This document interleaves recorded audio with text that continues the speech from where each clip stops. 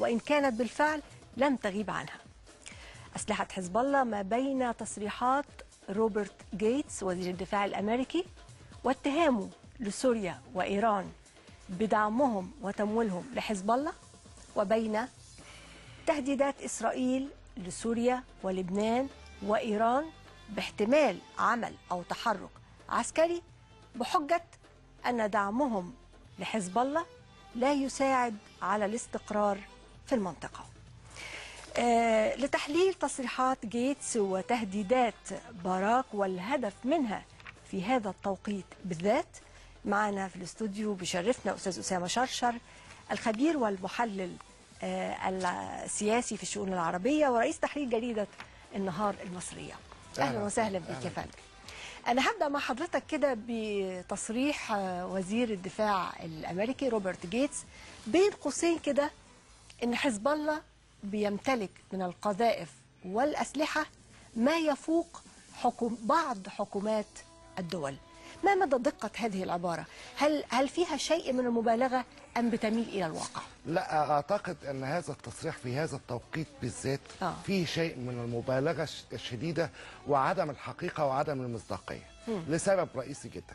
أن في ظل في هذا التوقيت وأن هناك نوع من اللوب العربي والإيراني ضرورة أن تدخل إسرائيل لعملية توقيع على الاتفاقيات النووية حتى تكون الشرق الأوسط خالية من الأمن النووي.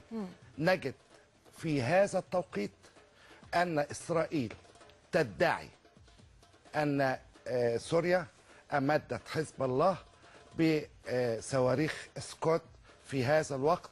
وطبعا صواريخ سكوت اما تخش حزب الله مش هتخش في حقيبه دبلوماسيه والكلام ده، لان طولها 10 امتار، فهتبقى واضحه في المعالم وهتبقى يعني باينه جدا، لدرجه ان وزير الخارجيه الاسباني، وان اسبانيا هي في لبنان بتقود المجموعة الدولية لحفظ الأمن والكلام ده، أكدوا على كذب هذه المذاعة. دعني أقول لك أن الحقيقة أن إسرائيل تعتبر حزب الله إحدى فرق الجيش السوري. ده مش بتعتبر، ده تصريح بالفعل. إن إسرائيل لايبرمان وزير الخارجية الإسرائيلي قال إن نحن نعلم أن حزب الله يمتلك صواريخ، وإذا تم تهديد أمن إسرائيل سنقوم بخلع بشار الأسد من الحكم، والأكثر بأننا سنعود سوريا إلى العصر الحجري بضرب المواني والمطارات ومخازن الوقود وكل الأماكن الاستراتيجية في سوريا. وطبعا أمريكا على لسان هيلاري كلينتون أكدت هذا الزعم أن سوريا وإيران وراء مد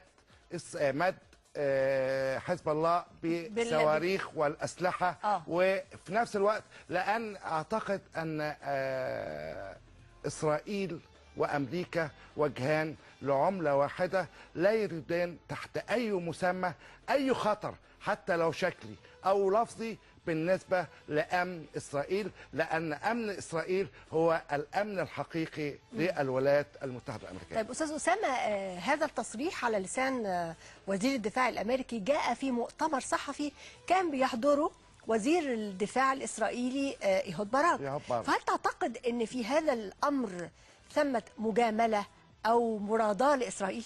هو نوع من المراداة لإسرائيل، وخاصة أن العلاقات الإسرائيلية الأمريكية منذ فترة هناك حالة شد وجذب بعد رفض نتنياهو رئيس الوزراء الإسرائيلي تحت أي مسمى رفض تصريحات أوباما بوقف بناء المستوطنات أو 160 مستوطنة إسرائيلية.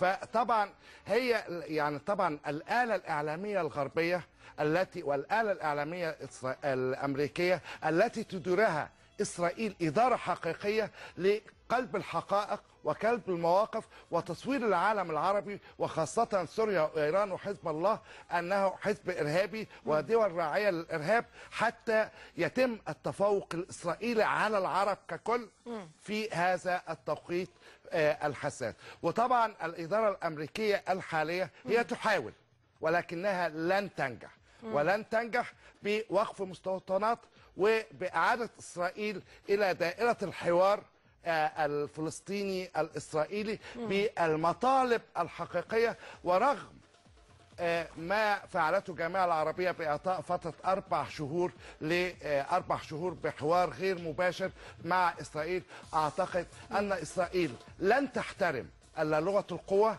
ولغة الضغط العربي الحقيقي الجماعي واستخدام أدوات الضغط، ولن يتم تحرير الأراضي العربية المحتلة إلا بالقوة مهما فعلنا من مفاوضات ومشاحنات وكلمات. ولا بد السلام هو خيار استراتيجي، ونحن تقدمنا كعرب من خلال قمم عربية كثيرة بمبادرات سلام، والمحصلة أن إسرائيل تعربد وتعربد وتحتل وتهود وتستوطن، ونحن صامتون واقفون. نتهم سوريا في لحظة ما بأنها دولة مارقة، ونتهم إيران بأنها دولة مارقة، ونتهم حزب الله بأنه حزب إرهابي، وكل هذه الأشياء ونحن كعرب خارج الخدمة الدولية. يعني هي محاولة لإيجاد ذريعة أو مبرر لتحرك عسكري أو تهيئة الرأي العام والجو العام العربي لوجود تحرك. إسرائيل دائما في كل مرحلة بتحاول أن تهيئ المناخ الدولي من خلال أدواتها في أمريكا وفي أوروبا، أنها عندما تريد أن تقوم بضربة عسكرية حقيقية لسوريا أو لإيران فهي تختلق المزاعم والأكاذيب والمبالغات والأشياء الغير حقيقية. وللأسف الشديد المجتمع الدولي يقف صامتا أمام إسرائيل. لكن أستاذ أسامة، كان من الواضح أن الولايات المتحدة الأمريكية لديها نية في جذب سوريا إليها، اعتقادا منها أن هذا قطع ليد إيران في المنطقة. هل ده بالفعل كان نية الولايات المتحدة الأمريكية أم دي كانت حركات دبلوماسية فقط؟ طب وإذا كان ده حقيقة ليه حادث عن هذا الاتجاه؟ أنا هتصدق يعني دعيني أقول لك أن سوريا أصبحت فاعل حقيقي وفاعل رئيسي في كل الملفات الحقيقية في المنطقة، ولا يمكن حل هذه الملفات إلا بالدور السوري فيها.